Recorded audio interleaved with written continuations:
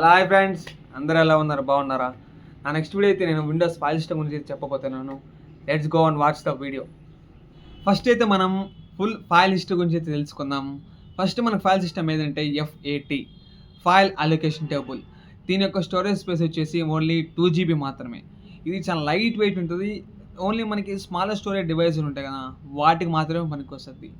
దీని తర్వాత మనకి మళ్ళీ ఏం చేశారంటే FAT32కి అప్డేట్ చేశారు. మనకి ఇది ఫైల్ సిస్టమ్ అనేది FAT32 అంటే ఫైల్ అలొకేషన్ 32 GB. దీని స్టోరేజ్ పెరిగింది కానీ మనకి అడిషనల్ ఫీచర్స్ ఏమైతే రాలేదు. దీని తర్వాత మనకి EXFAT అని ఉంది, ఎక్స్టెన్సిబుల్ ఫైల్ అలొకేషన్ టేబుల్. ఇదేంటంటే మనకి ఈ సిస్టమ్ కనెక్ట్ వాడేటప్పుడు USB అయితే కనెక్ట్ చేస్తాం కదా, CDs కానీ DVDs కానీ ఇవన్నీ ఎక్స్ట్రా. మనకి ఇప్పుడు ఫైల్ సిస్టంలో మనకి ఈ ఫైల్స్ కానీ సరిపోవట్లేదు స్టోరేజు, అట్లా అడిషనల్గా కావాలా, అట్లాంటప్పుడు మనం ఈ USB కానీ DVD కానీ పెట్టుకుంటాం. దీని తర్వాత మనకి ప్రజెంట్ NTFS అనే ఫైల్ సిస్టమ్ అనేది వాడుతున్నాం. ఈ ఫైల్ సిస్టమ్ ఏంటంటే ఓన్లీ స్టోరేజే కాకుండా సెక్యూరిటీ ఫీచర్స్ కానీ, బిట్ లాకర్ కానీ చాలా అడిషనల్గా చాలా ఫీచర్స్ అయితే వచ్చాయి. మళ్ళీ దీంట్లో ఏంటంటే ఓన్లీ విండోస్లో మాత్రమే ఇది మనం వాడగలం. NTFS ఫైల్స్ అనేవి మ్యాక్లో, ఆండ్రాయిడ్లో దేంట్లో వాడలేం. ఇందాక చెప్పాను కదా FAT32 ఇవైతే మనం మ్యాక్లో కానీ దేంట్లో అయినా వాడచ్చు. నెక్స్ట్ ఫైల్ సిస్టమ్ ఏదంటే REFS, రిజలెంట్ ఫైల్ సిస్టమ్. ఈ సిస్టమ్ స్టోరీలో మనకి ఎట్లా ఉంటుందంటే హ్యూజ్ అమౌంట్ ఆఫ్ స్టోరీకి సపోర్ట్ చేస్తుంది. మళ్ళీ దీంట్లో అడిషనల్ ఫీచర్స్ ఏమున్నాయంటే ఇప్పుడు మనకి డేటాకి ఇంటిగ్రిటీ చెక్ చేస్తాం కదా, డేటా ఎట్లా ఉంది, చేంజ్ అయిందా లేదా, ఎవరైనా యాక్సెస్ చేస్తారా లేదా, అది చెక్ చేస్తుంది. మళ్ళీ మనకి సెల్ఫ్ రిపేరింగ్ అనే ఒక ఆప్షన్ ఉంటుంది. ఇప్పుడు ఏదైనా ఫైల్స్ కరప్ట్ అయినా కానీ దానికి అదే సెల్ఫ్ రిపేర్ చేసుకుంటూ ఉంటుంది. ఇది వచ్చేసి మనకి అప్డేటెడ్ వర్షన్ దేనికి, NTFSకి. NTFS new technology file system. మనకి నెక్స్ట్ ఫైల్ సిస్టమ్ అంటే ఏంటంటే EXT4 ఏంది, ఇదొక 4th ఎక్స్టెండెడ్ ఫైల్ సిస్టమ్. ఇది ఓన్లీ మనకి లైనక్స్, ఆండ్రాయిడ్స్లో మాత్రం వాడతాం. దీని యొక్క స్టోరేజ్ అవైలబిలిటీ ఎంత అంటే 512 GB మాత్రమే. దీంట్లో అడిషనల్గా ఫీచర్స్ అయితే మనకి ఏం లేవు, అంతే. దీని తర్వాత ఫైల్ సిస్టమ్ వచ్చేసి XFS, ఎక్స్టెండెడ్ ఫైల్ సిస్టమ్.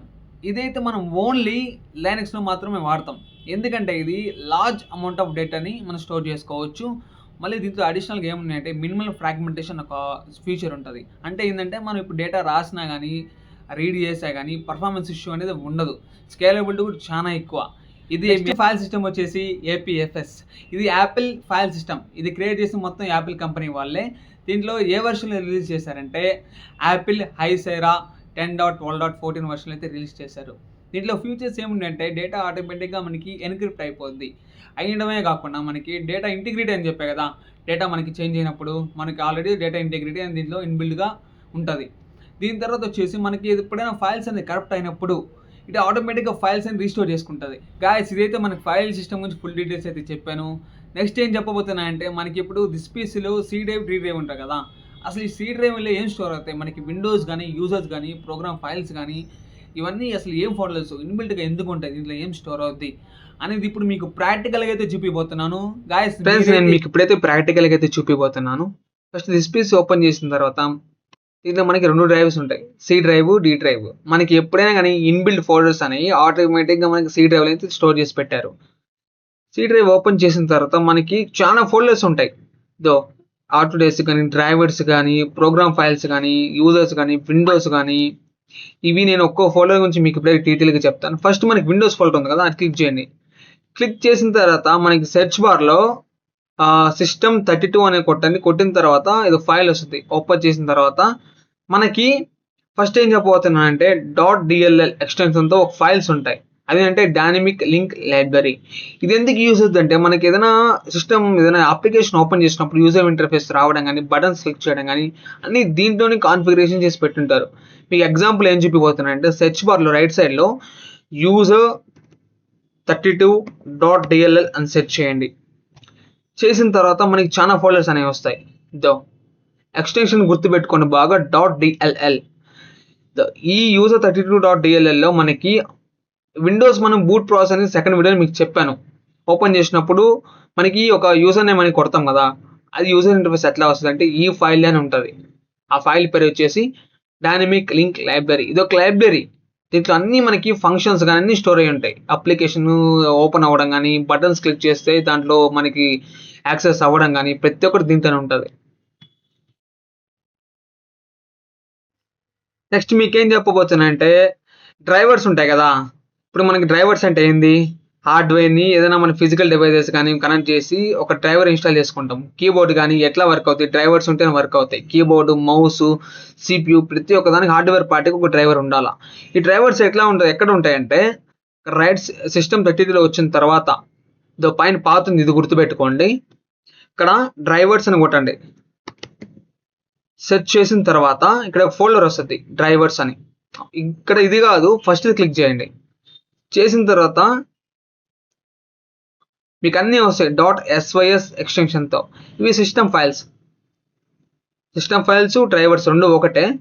ఇప్పుడు మీకు ఒక ఎగ్జాంపుల్ అయితే చూపిపోతాను. disk.sys అని ఒక సెర్చ్ చేయండి. చేసిన తర్వాత మనకు ఒక ఫైల్ వస్తుంది.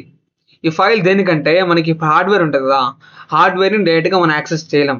ఈ disk.sys ఫైల్తోనే మనం డైరెక్ట్ కాన్ఫిగర్ చేయగలం. దీని తర్వాత వచ్చేసి మనకి సెకండ్ వీడియోలో అయితే మీకు చెప్పాను విండో బూట్ ప్రాసెస్ గురించి మొత్తం. ఆ ఫైల్స్ ఎక్కడ ఉంటాయంటే విండోస్ సి డ్రైవ్కి వెళ్ళిన తర్వాత, విండోస్లోకి వెళ్ళిన తర్వాత సిస్టమ్ 32ని సెర్చ్ చేయండి. 32 వచ్చిన తర్వాత క్లిక్ చేసి డైరెక్ట్గా మళ్ళీ సెర్చ్ బార్లో .efi అని కొట్టండి. అని క్లిక్ చేసిందో విండోస్లో .efi. మీకు చెప్పాను .efi అంటే ఏంది, ఎక్స్టెండెడ్ ఫర్మ్వేర్ ఇంటర్ఫేస్. ఈ ఫైల్స్తోనే మనకి విండోస్ బూట్ ప్రాసెస్ మొత్తం అయితే జరగద్ది. దీని తర్వాత మీకేం చెప్పబోతున్నాయంటే ఎగ్జిక్యూటబుల్ ఫైల్స్ అని చెప్పాను. ఇప్పుడు క్రోమ్ ఇన్స్టాల్ చేసుకున్నప్పుడు .exeతో మనకి ఇన్స్టాల్ అవుద్ది. అది ఎక్కడ ఉంటుంది, మనం డైరెక్ట్గా దిస్ పీసీకి వెళ్ళి మళ్ళీ సి డ్రైవ్లోకి ఎంటర్ అయిన తర్వాత ప్రోగ్రామ్ ఫైల్స్ ఉంటాయి. ఫస్ట్ది x86 కాకుండా ఓన్లీ ప్రోగ్రామ్ ఫైల్స్ ఉంటాయి, అది క్లిక్ చేయండి. చేసిన తర్వాత మళ్ళీ సెర్చ్ బార్లో .exe అని టైప్ చేయండి. chrome.exe అని టైప్ చేయండి. ఒక్క నిమిషం ఇది లోడ్ అవుతుంది. ఇది ఓపెన్ చేసిన తర్వాత మనకి డైరెక్ట్గా క్రోమ్ అనేది కనిపించేస్తుంది. ఇక్కడ ఒక అప్లికేషన్, ప్రతి ఒక్క అప్లికేషన్ మనకి ఎట్లా స్టోర్ అవుతుంది అంటే .exe అనే ఎక్స్టెన్షన్తోనే స్టోర్ అవుతుంది. ఇదో చూసారా క్రోమ్. ప్రతి ఒక్క అప్లికేషన్ మనం ఇంటర్నెట్ నుంచి బ్రౌజర్ నుంచి డౌన్లోడ్ చేసుకున్నప్పుడు .exe అనే ఎక్స్టెన్షన్తోనే డౌన్లోడ్ చేసుకుంటుంది. గాయ్స్ ఇది మనకి విండోస్ ఫోల్డర్లో అయితే పూర్తిగా అయితే మీకు చూపించాను. తర్వాత నెక్స్ట్ వచ్చేసి ప్రోగ్రామ్ ఫైల్స్ అంటే ఏంది అని చెప్పబోతున్నాను. Let's go and watch. Guys ఇప్పుడు నేను ఏం చెప్పబోతున్నా అంటే యూజర్స్ అనే ఫోల్డర్ ఉంటుంది, దాని గురించి చెప్పబోతున్నాను. ఫస్ట్ సి డ్రైవ్లోకి ఎంటర్ అవ్వండి. అయిన తర్వాత మీ కింద ఏం చెప్పిన విండోస్ గురించి చెప్పాను, ఇప్పుడైతే యూజర్స్ గురించి చెప్పబోతున్నాను. ఇక్కడ క్లిక్ చేసిన తర్వాత యశ్వంత్ రాజన్ ఉంది కదా, ఆ ఫోల్డర్ని క్లిక్ చేయండి. చేసిన తర్వాత మనకి ఇది మల్టిపుల్ ఉంది, డెస్క్టాప్ కానీ, డాక్యుమెంట్స్ కానీ, డౌన్లోడ్స్ కానీ, ఫేవరెట్స్ కానీ, మ్యూజిక్ కానీ, పిక్చర్స్ కానీ, ప్రతి వీడియోస్ కానీ, మన యూజర్ ఏవైతే వీడియోస్ డౌన్లోడ్ చేసినప్పుడు ఇక్కడే స్టోర్ అవుద్ది. ఇమేజెస్ తీసుకున్నప్పుడు ఇక్కడే స్టోర్ అవుద్ది. మళ్ళీ ఏదైనా డౌన్లోడ్ చేసుకున్నప్పుడు డైరెక్ట్ ఇక్కడే స్టోర్ అవుద్ది. ప్రతి ఒక్క యూజర్ యాక్షన్స్ అనేవి ఇక్కడే స్టోర్ అవుతాయి. దీని తర్వాత మీకు ఇక్కడ ప్రోగ్రామ్ ఫైల్స్ ఉన్నాయి కదా, ఇక్కడ రెండు ఉన్నాయి. దీనికి ఇంకా డిఫరెన్స్ ఏంటి, ప్రోగ్రామ్ ఫైల్స్కి డిఫరెన్స్ ఇప్పుడు నేను చెప్పబోతున్నాను. గాయస్ నేను మీకు ఇప్పుడైతే ప్రాక్టికల్గా చూపించాను సి డ్రైవ్లో ఏ ఫోల్డర్స్ ఉంటాయి, ఆ ఫోల్డర్స్ వల్ల యూజ్ అయిందని. ఒక చిన్న కన్ఫ్యూజన్ వచ్చి ఉంటుంది మీకు. ప్రోగ్రామ్ ఫైల్స్ రెండు ఉన్నాయి, ఆ రెండింటికి డిఫరెన్స్ ఏంటంటే ఈ ప్రోగ్రామ్ ఫైల్స్లో మనకి ఏ ఫైల్స్ స్టోర్ అవుతాయి, .exe అనే ఎక్స్టెన్షన్తో ఉన్న ఫైల్స్ అనేది స్టోర్ అవుతాయి. ఇప్పుడు మనకి దీంట్లో రెండు ఉంటాయి, 32 బిట్ సైజు, 64 బిట్ సైజు.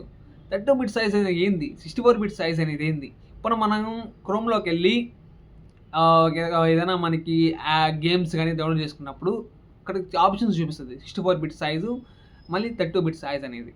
ఇది అసలు ఏంటంటే మనకి 32 బిట్ సైజ్ అనేది చాలా ఓల్డర్ వెర్షన్. డౌన్లోడ్ చేసుకున్నప్పుడు మనకి ర్యామ్ అనేది ఎక్కువ సపోర్ట్ చేయదు. 64 బిట్ అయితే మనకి ఎక్కువ ర్యామ్ని సపోర్ట్ చేస్తుంది, అది చాలా స్మూత్గా రన్ అవుద్ది. గాయస్ ఇది ఓవరాల్ ఫైల్ సిస్టమ్ అంటే ఏంది, సి డ్రైవ్లో ఇన్బిల్ట్ ఫోల్డర్స్ ఎందుకు ఉంటాయి, దానివల్ల యూజ్ అయింది క్లియర్గా మీకైతే చెప్పాను. ఈ వీడియో మీకు కానీ నచ్చినట్టయితే నా ఛానల్ని సబ్స్క్రైబ్ చేసుకుని లైక్ కొట్టండి.